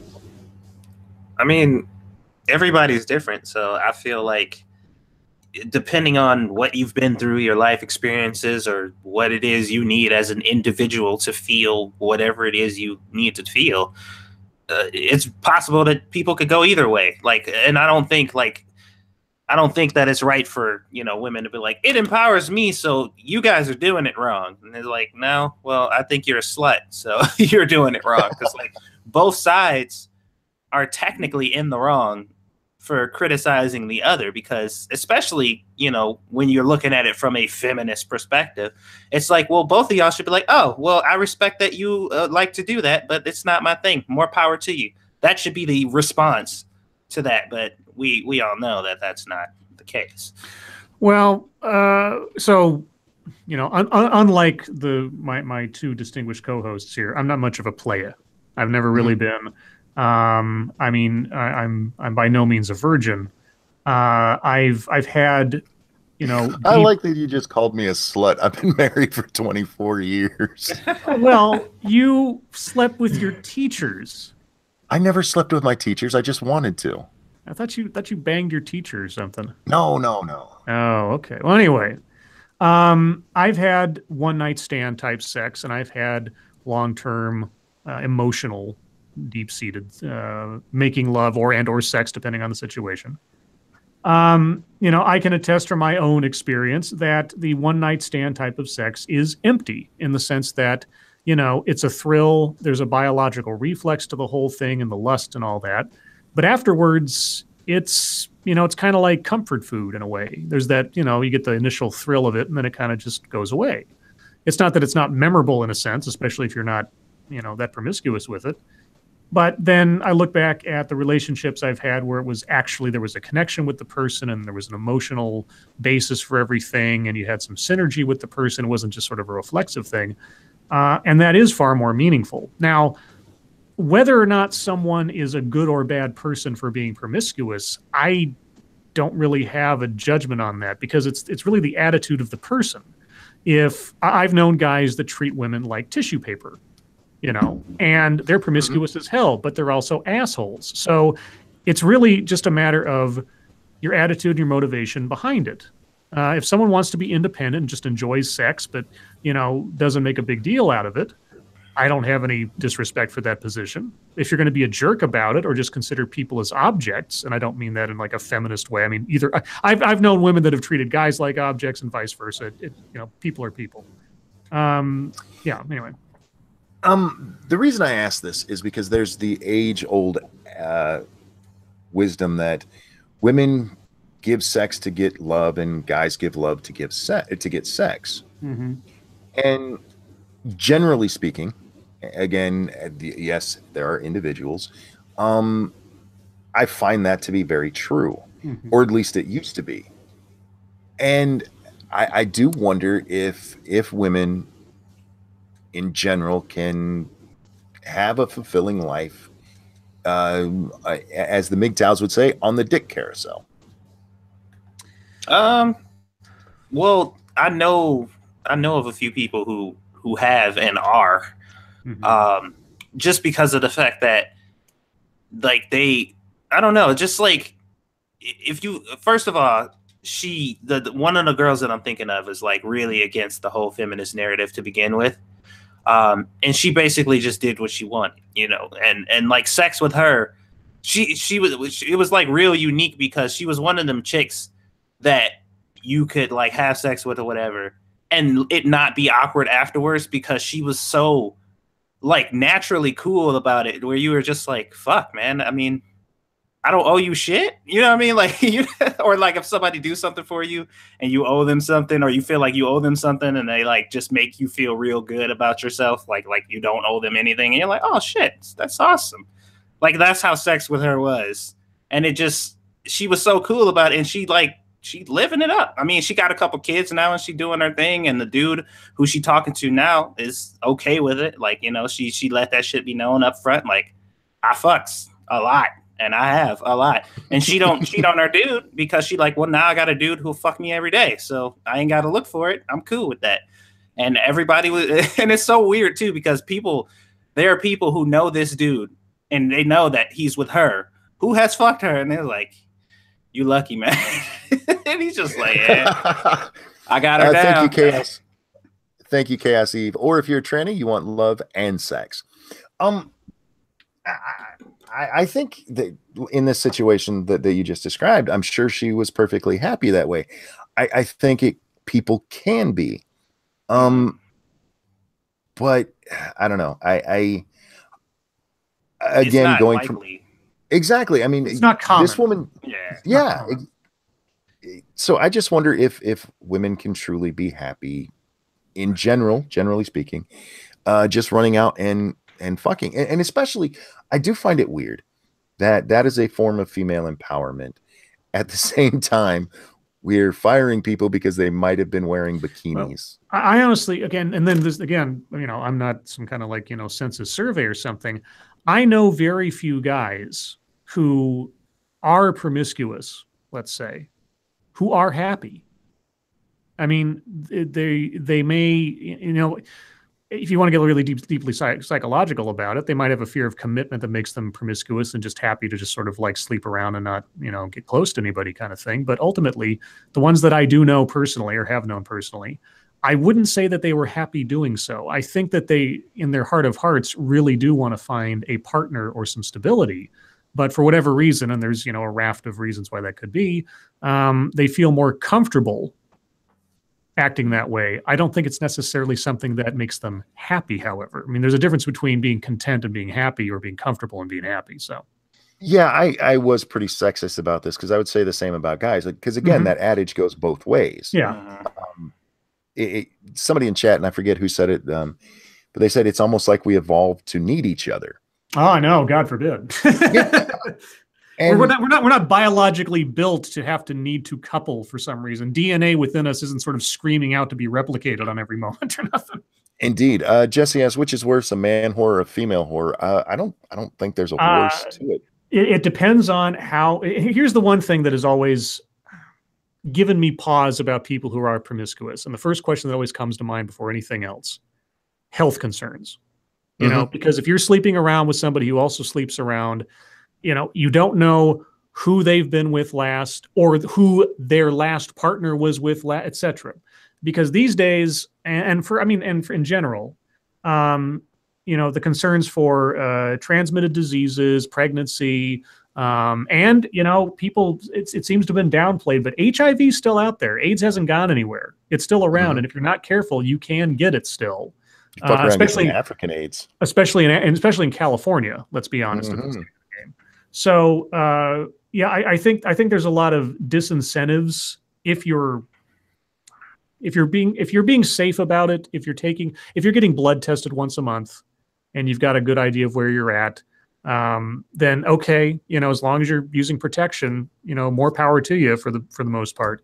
But I would be hesitant, and I have been hesitant in the past, to get together with somebody casually if I did not have a much better idea, or at least a long-term idea, about who they were, how cautious they are, and whether or not this is going to be a monogamous thing. Because honestly, fear of pregnancy and or disease has shied me away from several casual possibilities in the past, because one orgasm isn't worth the rest of my life. You know what I mean?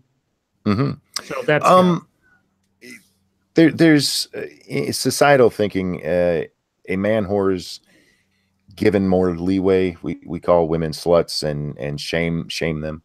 And psychologically, I kind of go that way. I really don't give a fuck what you do, but in my mind, here's where it comes from. Sorry, my parents are calling. I gotta go real quick. Sure. I'm still here, monkey. Don't worry. If a man sleeps with a bunch of women,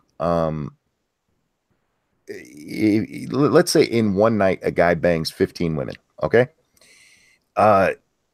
He's left a deposit in each one. If a woman sleeps with 15 guys, there's puddling. I mean, there's a DNA soup there. And do you see what I'm getting at, though? I mean, one, it is, especially for a disease like AIDS, it is very hard for a man to get it from a woman. There has to be an open sore, or you have to be doing something a little out of something has to go wrong, basically. A guy can spread his disease to everyone. That's why AIDS blew up so bad in the gay community, because dicks will give you problems. So on a psychological level, I'm like,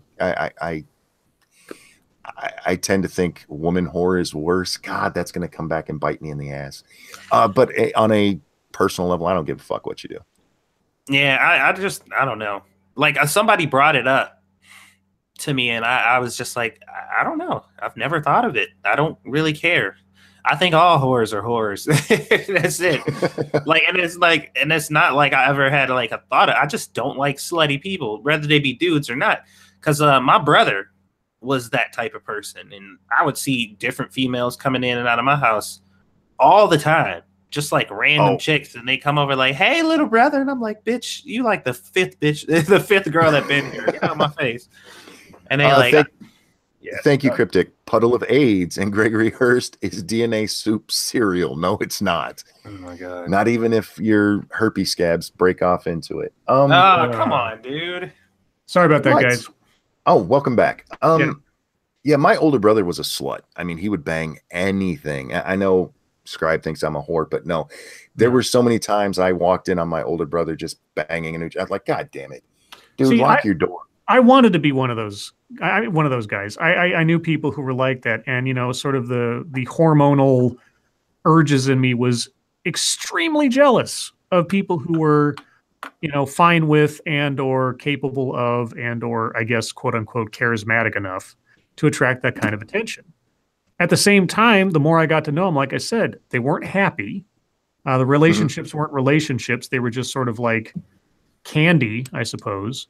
And the more I think about it, it's just like I've tried polyamory very briefly. I tried it, and I can't deal with being a secondary consideration in someone's life when I'm, being intimate with them and or having a relationship. I just can't. Doesn't click for me. Maybe it's just my ego or something. But there you go. Privilege. Yeah, pretty much. A couple of people put this in chat, and I've heard this before. If a key opens many locks, it's a master key. If a lock is opened by many keys, it's just a shitty lock. You're not wrong. Dude, the first time I heard that, I'm just like, it is a shame that I agree with that statement so much, especially considering the topic. Now, literally, like basically the behind statement, like what it actually means, I don't really agree with it, but I'm like, well, damn, that analogy just fucked me up. Well, it's true. Who was it? I think it was Jeff Foxworthy was talking about it once. And he's like, we all want to feel like we're the only ones who can get our woman excited. Sure. And that's true. And I don't know if women feel the same way, but when it comes to that, and like I said, for me, it's a pooling issue. That's what goes into my mind when somebody asks me about women whores. Anyway, guys, this is your time. We're going to open it up a couple minutes early. Questions, comments, concerns. Press 1 if you gagged on the herpes scab line. I had a question real quick. It's kind of for the chat and for Satsu as a super gamer. Is the Adventures of Van Helsing ARPG worth my money? If anybody knows, if anybody's played it in the chat, who knows if it's worth my money or Satsu? I don't know if you've ever played it, but I'm looking at it because I'm getting. I've said this before, but I'm getting a little thin on Grim Dawn, and I'm looking for another ARPG. And so you've got vampires and monsters and things, and it's kind of like, it's supposed to be good, but I don't know. Nah, I never played it, man. I couldn't tell you. Well, I'll be curious if the chat knows or has an opinion. Oh, no, I don't know. Okay, guys. Do you use the? Do you use Steam? I'm assuming, right? Yes. You scroll to the bottom and look at the games that are similar. Well, yeah, that's the thing. It's like Grim Dawn, which I play a lot of. It recommends Van Helsing as a. If you liked Grim Dawn, you'll also like this. And I'm like, well, I don't know, will I? And so I'm asking around. What I usually do is I go down there, I'll look at some of the games, and then I read the reviews on them.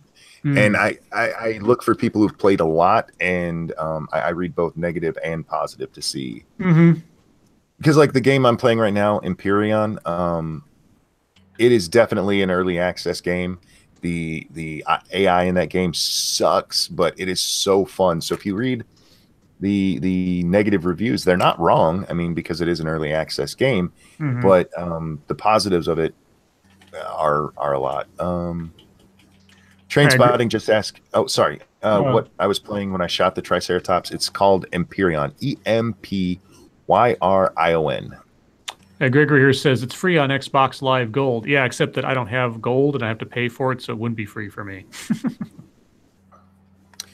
How you liking Monster Hunter World, Satsu? I'm playing it right now. You fucker.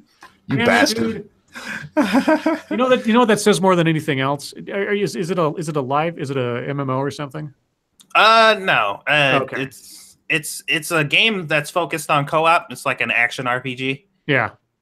Okay. But I've been playing like literally since before the stream. I've never stopped playing. I thought if it was an online game, it's like this just shows how well Satsu's got internet compared to the rest of us. Yeah. Oh, I mean, it is. I'm playing online right now. Yeah. Right. Okay. Yeah. Satsu's just got it nailed. Yeah. My internet's pretty damn good because I don't have fucking AT&T. I wish I didn't. Dude, AT&T is trash. Like it's absolute garbage. It is the only thing I can get here. Literally, when I worked for AT&T, I didn't have AT&T, and it was gonna be free.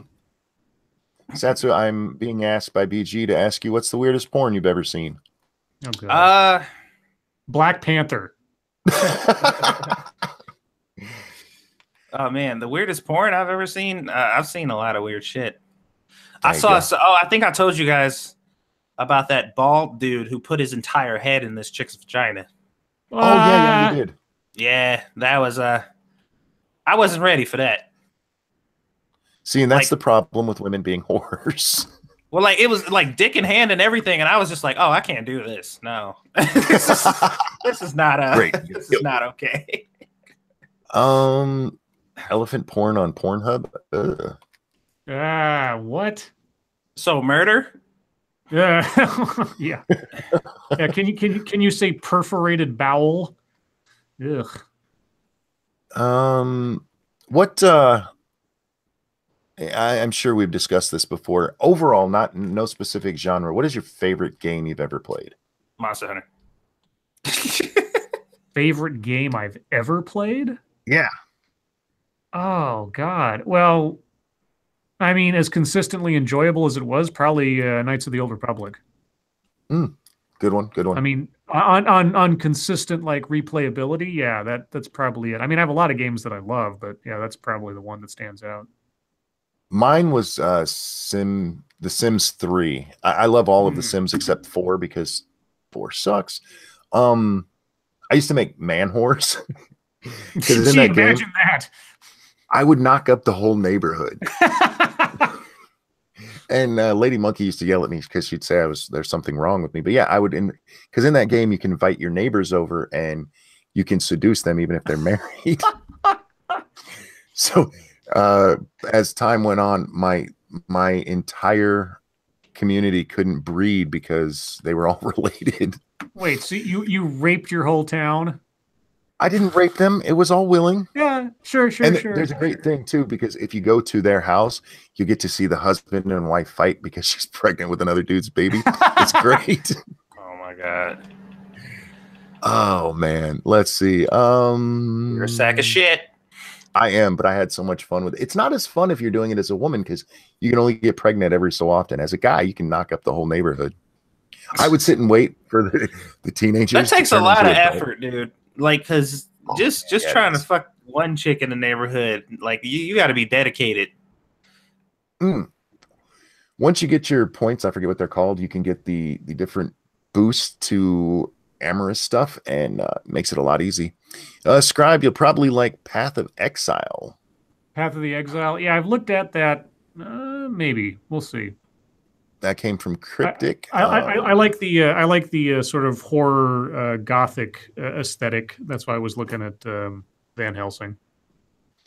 Jesse wants to know everyone's favorite Halloween costume. I'm a fan of Slutty Vampire. Yeah. Slutty anything is pretty much my deal. Anything with fishnets, pretty much. I don't know. I just like scantily clad women. Scott McGinnis asks, why did Stephen King make a joke about the train full of Republicans going to a GOP convention that died when it crashed into a garbage truck? Only one guy died. It wasn't any of the GOP folks. And because Stephen King is moving more and more political on social media. Mm-hmm. And he hates machines. That's why he did Maximum Overdrive. Train Spotting asks, what other dinosaurs are in the game? I know they have raptors, and there's these weird looking things. I don't know what they're called. But right now, those are the only 3 that I've seen.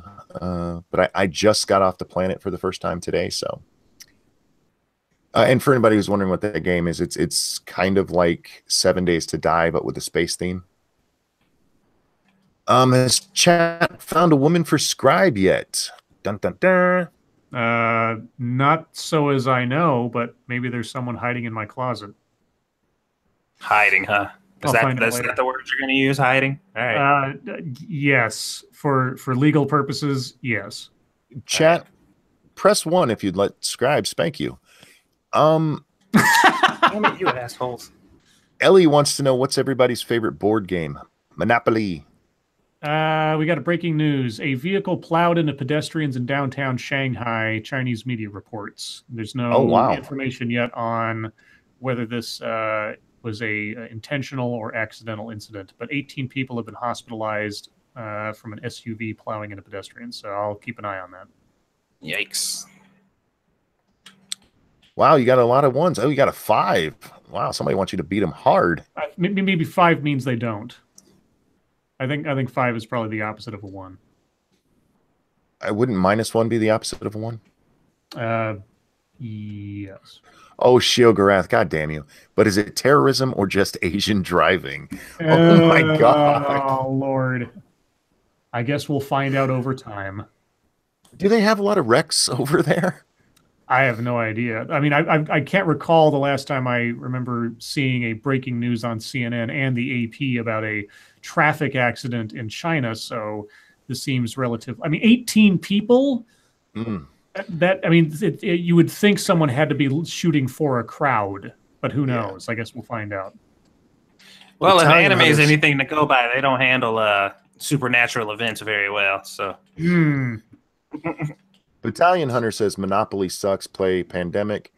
I played Pandemic, but the only people who say Monopoly sucks are people who suck at Monopoly. Yeah, pretty much. Gregory Hurst, been waiting an hour for Scribe. Open your closets. Oh dear God, Ryan Walters. I don't want. It was a twuck of peach. A twuck. Oh. Yeah, I wonder. Yeah, if this turns out to be an intentional thing, I wonder if Cy10 Atheist is going to make a video on it. I haven't seen him do something like that. God, his stuff is so funny. It's depressingly funny, but it's funny. Jack Gunsky says, my family has banned Monopoly. Too much fighting. Yeah, that's true too. Dude, I done had some shit pop off because of Monopoly in my house. Oh my God. Yeah, I have always beaten my family at Monopoly. I end up becoming Tycoon City. So I play to win, and it never turns bad because I'm not a sore winner. I tell them I'm going to beat them, and then when I do, I just sit there and smile and tell them they played a good game. Now, I always like force especially my sister. I force my sister in a position where she has to mortgage her properties, and I just sit there kind of grinning at her like, well, tell you what, I'll make a deal with you. I'll pay you twice what that thing's worth just to keep you in the game. She starts getting pissed off. Keep the torture going. Exactly. No, I would give people money and just like, here, take it, yeah. and take it all back. Yeah, dude, exactly. Somebody got me Fallout Monopoly, like the Fallout version of Monopoly for I can't even remember what fucking event it was, like holiday or whatever, but I didn't even open it. I've had it for I think a year now, and it's still like I never even opened it. I have Star Trek and Star Wars and NFL, and I have several. I love Monopoly. I absolutely love it, but nobody will play with me. Can you rob the bank or embezzle in the new Monopoly? There is a game where you can't do that, and that is not real Monopoly. They have a version where it's all of the money is electronic. Oh yeah, the cards. And fuck that. No, part of Monopoly is being able to steal as the banker. I no wonder you play as the banker. No, I Cheating. never play as the banker. I just assume Uh-huh. that whoever is stealing. And that's more realistic. I got to be honest. Um, Those I'm greedy sorry, guys. beggars. If I've missed any questions, please ask again. Let's see. We still have 21 minutes left. Sugar Ranting Monkey confirmed Jew. No. I wish I was a Jew so I could own things. I want to get the My Little Pony Monopoly. No, I'm really not. So does that mean Jews are whiter than white people? Probably. Huh. I don't know. Sure, if you ask the right person, you'll get whatever answer it is you're looking for. Oh, Chaos Eve doesn't like you, Scribe. Chaos says play Dark Souls, Scribe. Oh God, yeah. If I want to like kill myself, I've watched playthroughs, or at least not playthroughs, but like bits and pieces of Dark Souls, and the guys playing it just like I would get so pissed off at that game. And I'm not looking for a game necessarily that's like cakewalk, but not something that's going to make me like want to throw my controller, and I don't have one because I'm playing a PC. So I've beaten every Souls game there is. I can proudly say that. I've beaten Demon Souls and all 3 Dark Souls and Bloodborne. So I'm wearing that crown. I'm proud of myself. It wasn't easy, for damn sure. Although Demon Souls had some pretty severe exploits in it, to where if you kind of figured it out how to manipulate it, because you can imbue weapons with like different attributes or whatever, and there was this you can make blessed weapons, and if you make blessed weapons, they would give you health regen, and back then there was like a ring that gave you health regen. There was a shield you can get health regen on. And then if you leveled your weapon up to a certain level, it would give you regen. So you pretty much be invincible. Unless you got one shot, as long as you got hit and you had like maybe 5 seconds to get away and just stand or block or dodge, then your health would be full. And oh my God, I took advantage of that shit. But that was after Chaos has another suggestion for you there, Scribe. I'm gonna let you read all of the stuff about it, but Kingdoms of Amalur Reckoning. I've heard of that somewhere. Got some good names behind it. Okay. Which is worse, being stuck in an elevator or riding the wrong side of an escalator? I've never been stuck in an elevator, but I wouldn't imagine I'd like it. I'm claustrophobic, and after a while, that would start to bug me. Yeah, I don't fuck with very close enclosed spaces. I'm not a fan at all. Wrong side of the escalator thing. I find it hard to believe that is a scenario that people find themselves in often. Yeah. James Colley, I love this. My favorite pickup line. Want to know the difference between lunch and a BJ? No? Want to have lunch? Wow. Oh God. Let's see. When is Medicare coming out with a new video? I don't know. It's gym time. You never know. Although he's been doing a lot better lately as compared with before. Like since he got the Patreon thing, or people are paying him to do it, he feels far more incentivized and obligated to get stuff out on a more rapid pace. But he might be, with all the other stuff going on and all the streams he's been doing with Warski or elsewise, he might be falling behind. Net asks if we've ever played Fortune Street on the Wii. It's Monopoly, but with more corrupt stockbrokering. I've never even heard of it. Nope.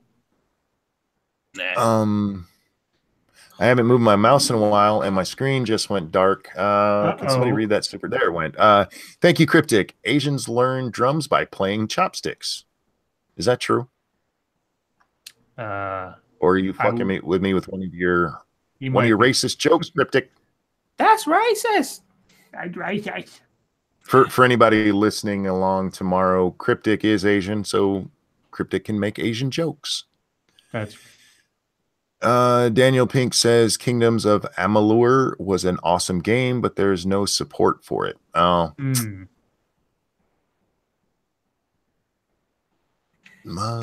Excuse me.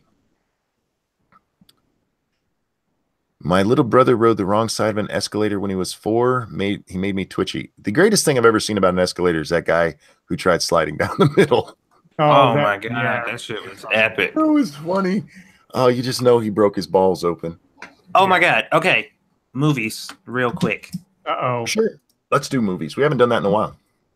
I've seen two movies that I didn't even know were like sequels. Like one was a sequel of the other or whatever, but they were excellent movies. Okay. One was called Train to Busan, and the Yes. other one was called Soul Station.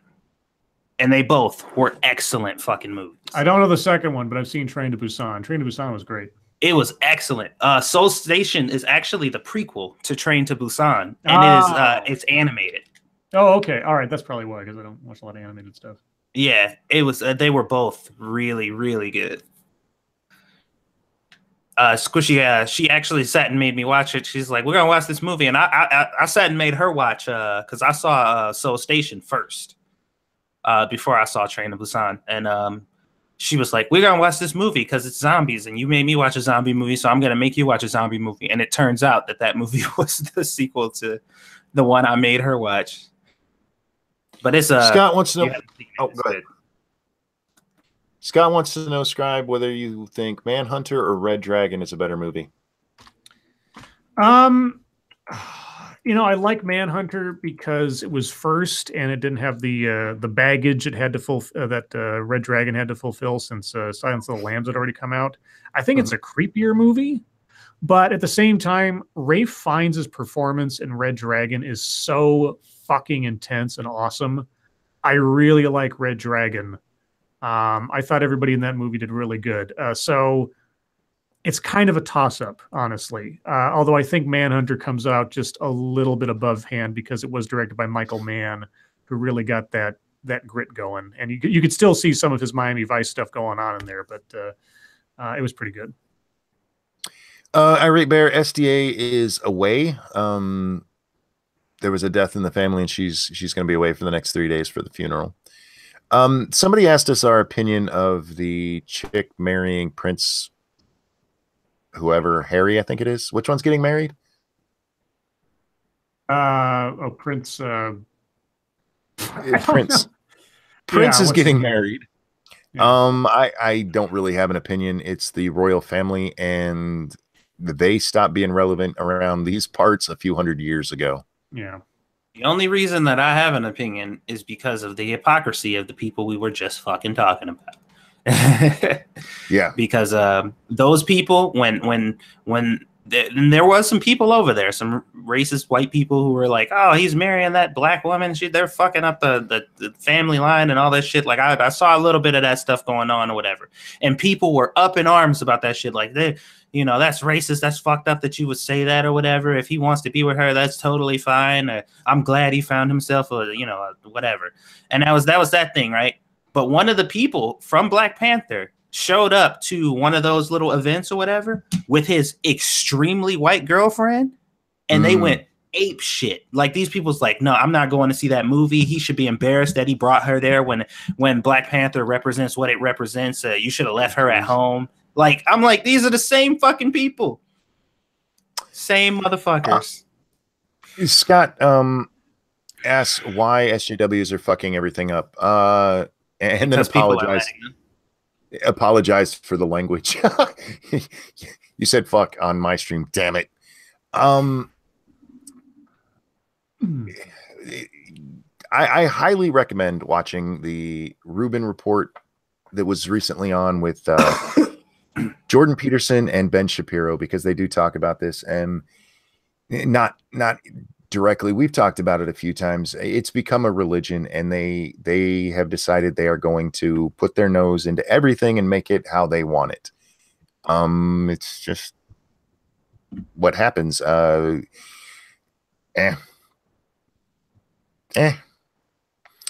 Bear, how's the family? Oh, that's not a question for us. Will you be supporting the inevitable annexation of the UK? I would, certainly. But we'd have to get rid of that whole royal family thing. We don't do that around these parts. Oh my god, this fucking dude. Yeah, if you guys haven't seen that Rubin Report, I do recommend it. It does get a little I don't want to say deep, but they start talking about deep religious topics about halfway through. So if that part doesn't interest you, I would stop there. But I do recommend watching the whole thing. It's really, really great. He talks about the interview he did with that bitch at Channel 4. And Ruben asks both Ben Shapiro and Jordan Peterson, what would be a valid criticism of them? What do they think is valid criticism out there? And Jordan Peterson said that he gets too emotional sometimes, too angry. And what? No, he does. And if you see him in some of his things, he does.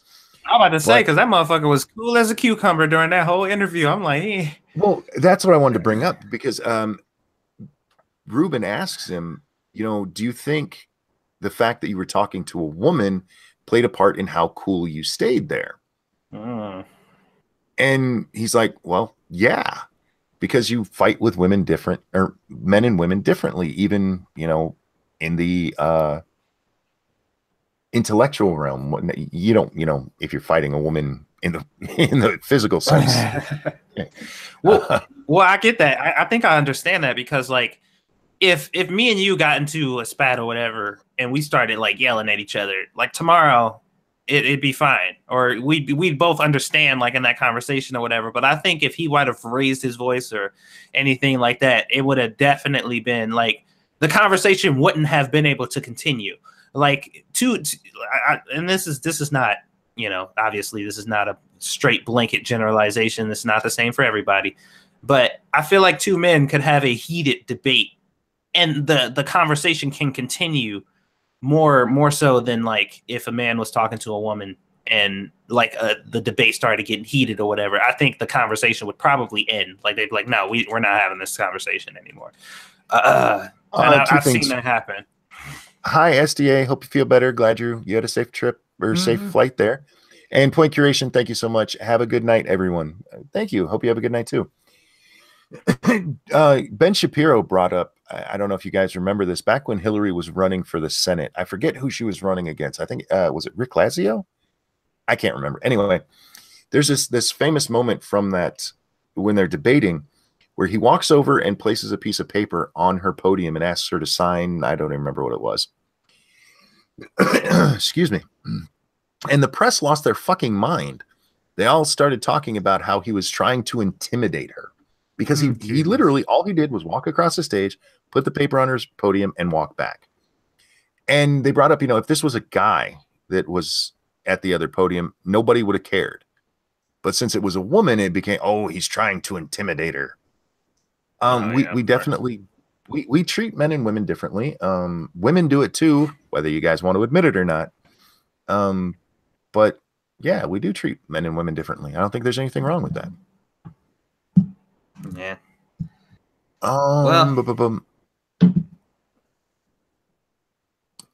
What is? That's not a question. That's a joke. Okay, guys, we got 7 minutes left. If there's anything you want to get in, now's the time to get it out there. Are Sticks and Razor Fist the same person? Asked Pyrus Creed. No. No. Not at all. Who's going to win the Super Bowl? Probably the Patriots. A football team. The Eagles could win any given Sunday going on, but the team that has the experience winning recently tends to do a lot better. Well, you know who's already won? Colin Kaepernick. Yes. You don't have to play to win. That's right. When I finish scripting my video on furries, will you read it? Yeah, of course I will, Bear. Send it to me. How do you read a video? Scripting his video, he said. Okay. So I imagine the script. He just wants you to read it. You're not going to like give any comments. Okay. Wait. Wait. You're scripting on free. Are you just writing about a day in your life? Let's see. Sticks is way too low energy to be Razor Fist. Low energy. Eagles versus Patriots, met to both teams. I agree. I don't really care. I hope the Eagles win because the Patriots are some cheating fuckers. Oh my god. What? Oh my god. He's over there playing Monster Hunter. He's not even listening. No, not Monster Hunter. Yeah.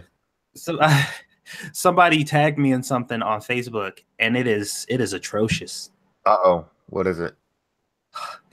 Somebody's doing the slam poetry or just reading a poem, and it's called "If I Got Paid for All My Emotional Labor," and she has on problematic glasses. Can you tag me in that? Oh, it's just reading it because it's subtitled. You want me to read it? No, I want to experience this. I love slam poetry. It is the worst thing on the earth that makes me happy. I'm gonna just give you one line. She said if she got paid for all of her emotional labor, one of the things she said she was gonna do is replace all of her teeth with tiny iPhones. What the fuck? Emotional labor. Is she high? I guess. With tiny iPhones. Oh, that reminds me. And everybody can see how big a mouth I have. Holy shit. Grand Monkey sent out her first tweet today. Oh, that's right. She wanted to type, or she wanted to work on Grandpa's computer, and I said, "You want to send a tweet?" Yeah. So I opened it up and let her type, and that's what she sent out. But here's the best part. When she came over today, I was still sleeping, and my wife gets her at the door, and she goes, "Okay, let's go upstairs." And the first thing Grand Monkey asks, "Is Grandpa up there?" I wasn't. I was sleeping, and then later we were sitting there having lunch, and we were talking. Oh, thank you so much, Brandon Braxton. A donation with no message. I appreciate that. Thank you. We were sitting there, and I don't even remember what happened. But she missed something, or she told me she missed something. I'm like, "Well, what'd you miss?" And she pointed at me and she said, "You." Oh, let's get you some candy. Manipulation complete. Yeah, exactly. She's learning early. Is tomorrow Groundhog's Day? Yes. All right. I just tweeted it, Monkey. Puxatawny Phil will either see his shadow or won't, and that's big deal. It's probably bigger news than Trump for the day. Probably not. Harbos wants to know what we think would happen if you took a popular anime or cartoon and recreated it live, literally scene by scene, no addition or subtraction, literally exactly the same. How would it do? It would depend on the source material. Yeah, it would be awkward as fuck. If it was DuckTales, I'd love to see the costumes. Well, there are a lot of anime that I've watched that could easily be real people. Sure. I feel like a lot of them are kind of like more on like the slice of life or emotional side or whatever. I don't think that the emotional impact would be as effective if it was real than it is animated, because there are visual things you can do within animation to like enhance those type of situations that I don't think would go over as well with real people. I would love if Batman the Animated Series was made live action. If it was shot for shot, the whole 9 yards, and you could somehow recreate that look, that sort of noir feel, and keep it kind of dark but light at the same time with the writing, I think it'd be great. I'm just thinking of Dragon Ball Z and how many episodes of that where I've seen somebody throwing a punch and the punch literally takes like half an episode. Yeah. It's just the and then they'll cut to like something else going on, and then they cut back and it's or all the scenes where they're thinking about the fight that's coming up. Yes. Yeah. You mean like how the Spirit Bomb took 6 entire episodes? Yes. So it depends. It definitely depends on the source material. Guys, if you have anything else you want to say, you got to do it quick.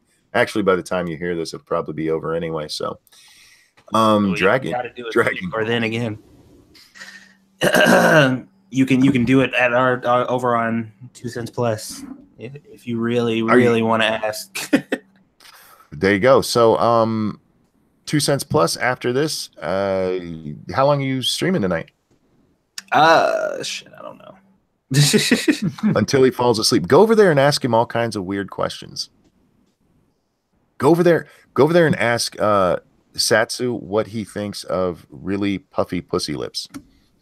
And on that note, guys, we're going to call this one. Thank you so much for the super chats. Thank you so much for coming, for interacting with us and showing up night after night like you do. You guys are the best audience on YouTube. I mean that sincerely, and nobody can prove me wrong because it's true.